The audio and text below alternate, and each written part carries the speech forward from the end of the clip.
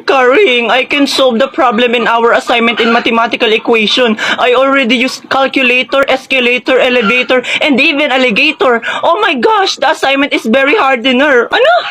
Yung grammar mo, ayusin mo. O yan, gumaya ka. Teka, Renzo, sure ka ba sa answer? Para masyadong maliit. Diba meron siyang division, tapos ang answer is fraction, tapos ito-turn mo sa this canal. Oo nga, ganun nga ang ginawa ko, Monica. Tapos kinompute ko siya, tapos ang lumabas ay 4.37. I-round up ko na yun. Ay bakit yung sa akin ang lumabas ay 6.30? Nagamit na ako ng calculator nun. Ala! Bakit ganun yung mga sagot nila, Monica at Renzo? Ang liliit.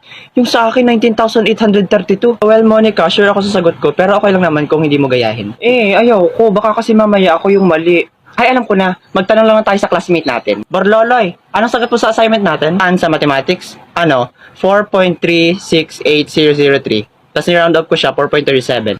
Pareho kami ng sagot ni Borloloy, 4.37. Hala, maliit din yung sagot ni Borloloy. Feeling ko talaga mali yung sagot ko.